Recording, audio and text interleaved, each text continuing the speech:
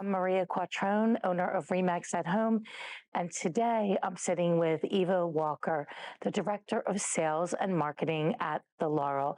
Eva, thank you so much for having me today. My pleasure, and I'm so glad that we finally had a chance to connect and chat a little bit. First of all, I'm happy to show you the building. I'm super proud of it, and I hope you're going to love everything you're going to see. Well, your passion shows through, Eva, and it is a gorgeous and spectacular building, iconic here in Philadelphia. It sure is, and I look forward to sharing that with all your viewers. Awesome. And it is the tallest residential skyscraper. So the Laurel is the tallest all residential.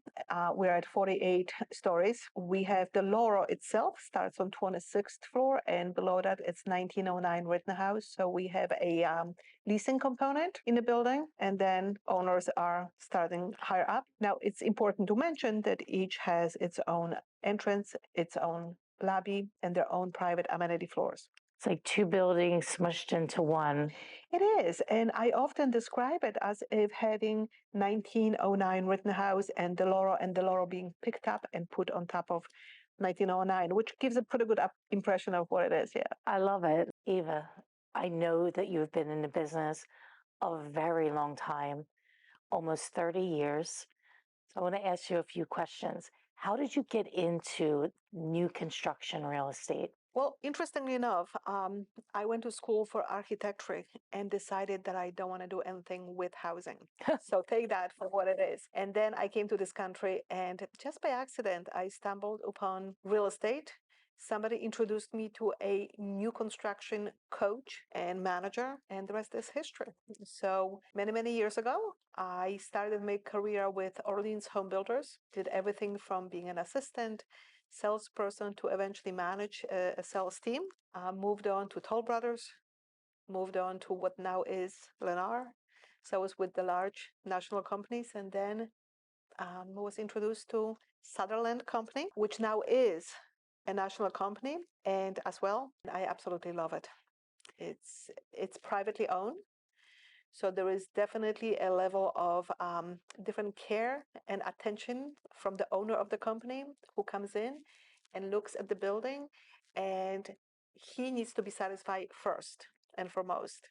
And he's a very specific person who loves what he loves, and he wants to make sure that he is proud of what he's delivering. And it's just perfection. Perfection. Yeah. So you have a lot of experience, more experience than I would say than 99% of the people in new construction, residential sales.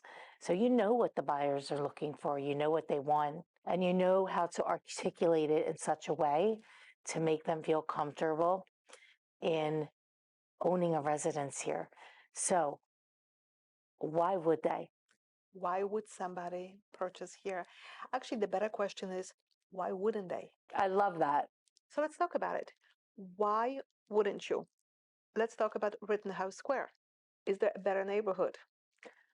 You're from the city, you tell me. I'm from the city my whole life, and I cannot argue that it is not the best neighborhood in Center City, Philadelphia. So we got the location. If you can have new construction over something maybe a little bit older, there it's aging and such, why wouldn't you? If you can have the best finishes, why wouldn't you? And if the lowest residence is on 27th floor, which means you have the best views in the city, why wouldn't you? It is a unique building in the sense that you have the rentals below, and then basically the Laurel, it was like picked up and put on top of it, right? Mm-hmm. A lot of other buildings, you could be on the 5th floor with no view in a brand new construction building. Okay. Whereas I think that the design and the thought around it, even from a financial perspective, on the development side, I think it was a very smart decision. Definitely. To and not have out. It didn't happen by accident,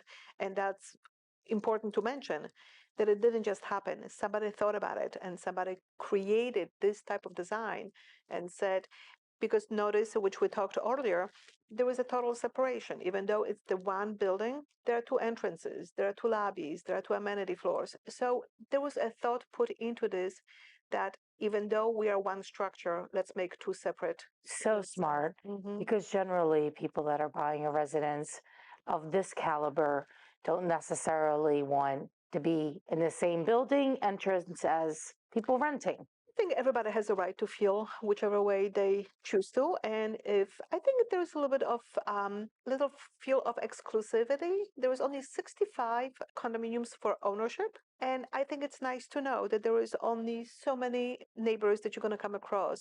If privacy is important to you, and for some of our owners it is, I would think so. of course. So it's good to know that you only are dealing with a handful of other owners. And in addition, many of our owners have multiple properties, so they will be spending some time here in Philadelphia, but they're also going to be spending a portion of their time in at the shore or in different state or in different country, wherever they may be. So I think that even is adding to the privacy, and I think that's important. Which then means that they have a lot of access to the amenities. We keep talking about the lifestyle all the time.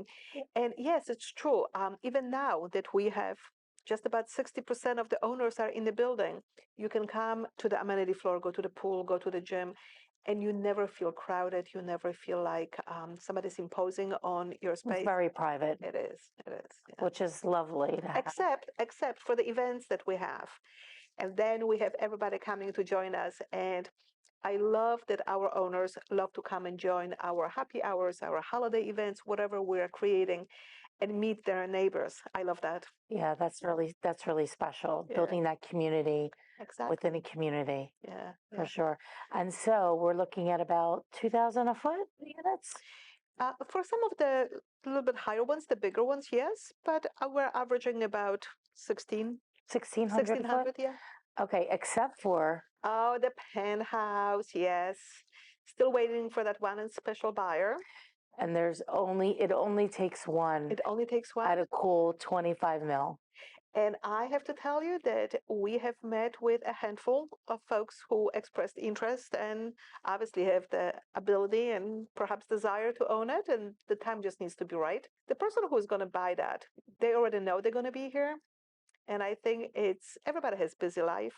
And if you are a person who can afford that kind of space, you're constantly going and doing business and running different things. So the time needs to be right for them. But I have a feeling that we already met that person. Oh, interesting. Yeah. That's amazing. And that's because of how many times we have shown that space. And what I love is that who we're showing the space to are local people. Oh, I love that. I'm curious. I'll be curious to when it does go under contract, if you did pick the right buyer, meaning you know who they are. So I'm talking about a handful of owners, of potential owners that have expressed interest. We had conversations. They came to view this space and they said, yeah, no, I'm keeping this on my radar. So it's not one specific person that I am right now.